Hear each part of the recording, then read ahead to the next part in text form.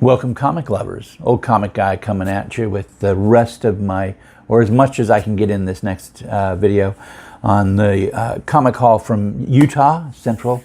The previous video is about Provo and Orem and those shops that I got stuff from. Now we're going to talk about Salt Lake and the Salt Lake area that I was at. So I'd been given some stores to try. So I'm going to try them, right? And so first place I hit was Dr. Volts. And Dr. Volts is a pretty cool little shop. Been there for a while, clearly. He had a bunch of cool stuff. And let me share you what he had. So he had some quarter boxes. Yeah, quarter comics. I haven't seen that in years. So I went searching. I went through. None of them was bagged. It was all loose. So I had to bag and board these as soon as I got here and was doing this video, because I'm like, I can't just, I mean, an old bag is one thing, but no bag is, man. Anyway, so the Power Company, this is Sapphire. DC was using this to introduce some new characters they were hoping would take off in the Power Company arc. So this is number 1 of Sapphire. And then number 1 of Bork. I don't remember all the other ones off the top of my head, but I thought, well, I'll pick these for a quarter. And then they had this DC Nations. And now I have this DC Nations, but I don't have one that has the store's logo on it. How cool is that? Like, I didn't know they could do that with the DC Nations. So this is DC Nation 0, and it's got the Dr. Volts logo. And I thought, how cool is that? That's pretty neat. And then they also had number 0 of the 7 Soldiers of Victory. This is the attempt to relaunch Grant Morrison, right? Was it Grant? It was Grant Morrison. Good. Yeah. Pretty awesome. I thought it was a pretty neat book. And it's not something that I have, but this original 7 Soldiers of Victory were Golden Age characters. So I was pretty excited about that. And then they also had a JSA Classified. Actually, they had a few of these, but I only needed one. Number 13, this is part of the Fall and Rise of Vandal Savage. This ran 4 or 5 issues of the JSA Classifieds. Pretty cool. In their dollar books, they had some pretty cool stuff. They had X Factor. This is part of Marvel's 25th anniversary, with just those awesome characters around it. This is issue 10. And then Avengers, this is a 273. This is a newsstand version of it, and it's in rough, I mean, it's a dollar book, right? What do I expect? But pretty awesome. They also had Return of the Valkyries, number 3. And I don't remember, this is the problem of not having all your books logged into some software, which I don't, and I hope to someday. I just don't seem to have the time to get through everything. This is a variant edition with Brunhild on the cover. And I may have this and just not have the variant edition. It's kind of hard to tell sometimes. I'm just going by memory. And then they had a Thor Annual number 1. And I just thought this was awesome and figured I'd pick it up. Now, in his boxes, he had a spot for All-Star Squadron, and I was really excited. Before I ever got to those 25-cent and dollar books, I saw that and was like, yes! But there was nothing behind it. Just another, it was another, what was after it? I don't remember. All-Star whatever, Superman or something.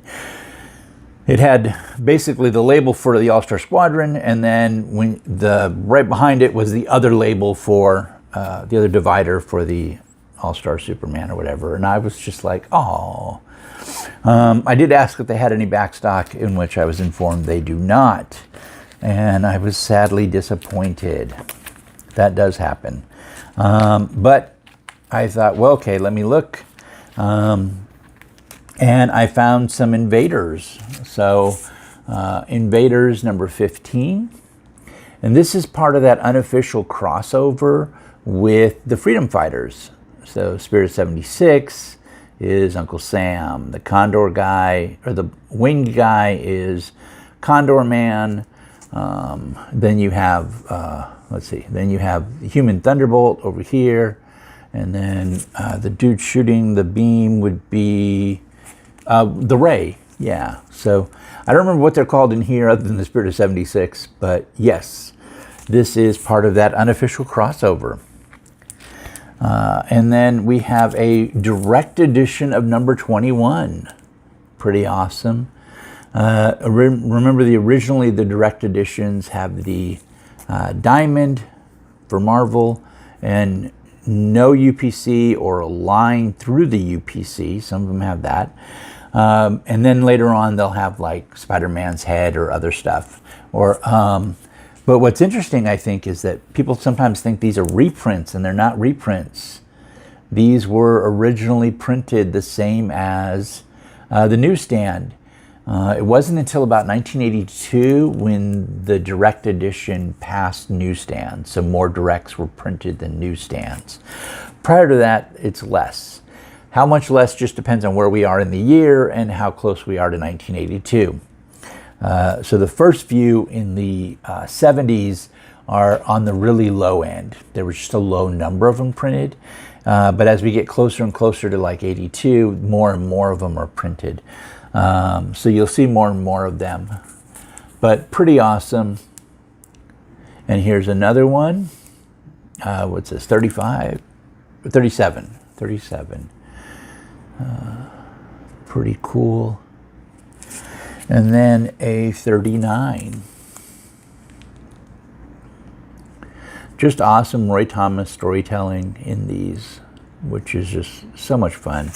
And he brings back Golden Age characters of Timely's or Marvel's, right? Before it was Marvel, which I think is pretty cool. And then on the wall, they had this, and I just had to get it. It's just so cool. This is Steel, the Indestructible Man. So Steel is not a real Golden Age character. People think he is because of the All-Star Squadron, and I understand that. He's not. Still cool, though. He is still cool. So he had a 5-issue series. I think 5 was where it ran. I believe, if I recall right, Jerry Conway is the creator, or one of the creators, and he did the storytelling. I don't remember the artist inside. I don't remember off the top of my head. Anyway, and he was introduced there. He was definitely introduced kind of like the Americommando. So like Mr. America became the Americommando. He was tossed into, became that when he was fighting during the war in the trenches. And so Steel kind of becomes that character, or is kind of that character. He's a soldier that gets injured and he gets rebuilt, and he's actually still fighting in the trenches in this. So it's pretty cool. And they had it on the wall. They have it graded as a Fine Plus. I would probably agree. I haven't gone through and checked every page, which I do before I would officially grade it. But pretty awesome. And again, that was Dr. Volts. And then I hit the Black Cat. And Black Cat was awesome, not just because I found All-Star Squadron. Maybe just because I found All-Star Squadron, maybe. But they had a bunch of good stuff. So, and they do a different thing for their pricing, which I thought was pretty cool, or different, I guess. So this is All-Star Squadron number 3. And you'll see down here, they have a piece of paper that has the title name, the price, And in the comments, they put what they think it's graded as, a VF, which may or may not be. I mean, I don't see a lot of spine ticks, so I would want to check it, but could be close. So number 3, I found number 11. And I'm going to be honest, they don't have any more because I have them. 43. This is kind of retelling Starman's origin there. 58. Introducing that mechanic character that plays a role. 59. And the wonderful floating heads at the back, just so cool. 60. Nice Justice Society story. 61, The Origin of Liberty Bell. Retelling of the origin of Liberty Bell. So it's expanded upon. In the Golden Age, a lot of their origin stories were like 3 panels, and that's it. So Roy does a wonderful job of retelling and is reestablishing in more detail what happened. 64. Awesome. And then the last issue of the series, number 67, which retells the first story, or the first adventure of the Just Society. So pretty cool. They also had annual number 3. So I picked that up. And they no longer have any All-Star Squadron. Sorry, Utah. Or Salt Lake there. Anyway, I'm glad to get them though. So it's wonderful. And the dude was really nice and helpful. So that's pretty awesome. They also had my wife's favorite artist is Michael Turner. We have some stuff signed by him when we went to one of the cons. And so she likes the stuff. And so she saw this and picked it up. And wonderful Fathom number 5. So that's pretty cool. It's volume 1. And then I saw this on the wall and just thought, how cool. How much fun is this? So this is the Marvel Family by Fawcett. And a nice, look at that, Ghost Island. Just pretty cool. What number was it? 71? 71. Pages are intact, so the staples do go all the way through. Nothing's torn through, but it is in rough shape. I think they graded it a VG minus, and this is one that I did open and look, and I would probably not go that far. I would probably call it a good plus, but it's a nice golden age book, and everything's still there. No tears or anything like tear outs, missing pieces, but there is some wear, lots of wear on this bad boy. But I was pretty stoked, so I picked that up also. Again, Black Cat Comics. I did take a picture of Dr. Volts and Black Cat on the outside, and I'll try to insert that in here. I'm just not sure how to do that. And we'll see as I get frustrated tonight how much I can get in there. So yeah. All right, so I did hit the other nerd store. Again, these were all the ones suggested by the one. So I want to show you what I got. I got All-Star Comics number 65. This is the relaunch in the 70s. So All-Star Comics began in the 40s, ended 50-ish, late 50s, and then was gone. It was gone. And then in the 70s, they brought it back. I want to say issue 56, maybe. I don't remember the issue number that it comes back in. But they, when they relaunch it, they introduced the character Power Girl. And so that's pretty cool. I don't remember which issue number that is, 55, 56. It was early on. And then they had some dollar books and some JSA All-Star dollar books. How cool is that? So number 5, Number 6.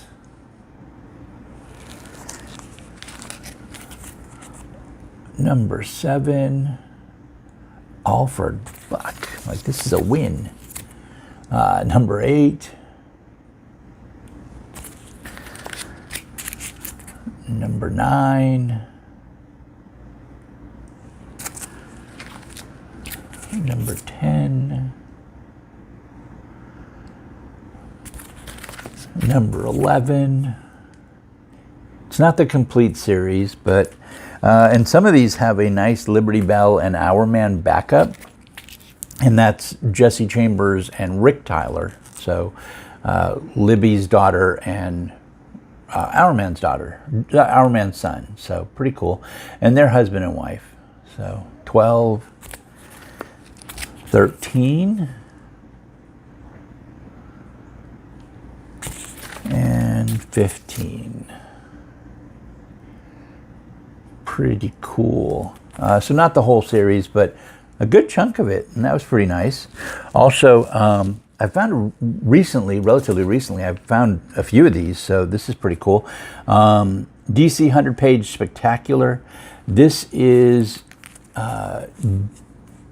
so for DC 100-page Spectacular, this is number DC 10. And for Adventure Comics, this is number 416. I've shared that DC 100-page Spectacular usually was its own thing, but between issues 7 and 13, they're dual numbered. So this means if you were cataloging it, this would go in 2 places, which is kind of cool. Or you'd have to buy a second copy to put in the other place, which seems real weird, but it is the case. This is DC 18. And so this is a 100-page Spectacular. It's not part of the Superman numbering, but it's got some Dan the Dynamite, Dan and TNT and Dan the Dynamite, and then the Atom, Captain Triumph, and Hourman in it. So that's pretty cool. Oh, and some red and blue Supermans. And then DC 21. Again, this is near the end of this series. It only ran through 73, 74-ish. Has some Teen Titans, Superboy story arc. So it's got Kid Eternity. It's got the Legion. Who else? Oh, and Supergirl, right. So pretty awesome. And then I found Flash 232, which is a 100-page deal. Pretty cool. So if it's in the 70s, they had 100 pages. They had Giants in the 60s, early 70s. Late 70s was the 100 pages. And then they were 68-page ones. 68-page dollar comics in the early 80s, late 70s. So that's it from Central Utah. I have another one. So we're not quite done. I'll do the other one in another video. So on the way back, we do go to St. George, and they do have a comic shop there. So that'll be the next video. That's it from Central Utah, though. Provo, I did in the previous video, Provo and Orem, and this is Salt Lake City. And I hope you are enjoying what you see and the stories that I share. So that's it. The next video will, again, I'm just going to go right in to make that so I get those done. I want to get those uploaded to you guys right away. Reminder that Friday, is it Friday? Friday, whatever the 30th is, the end of the month, we're going to do the draw for the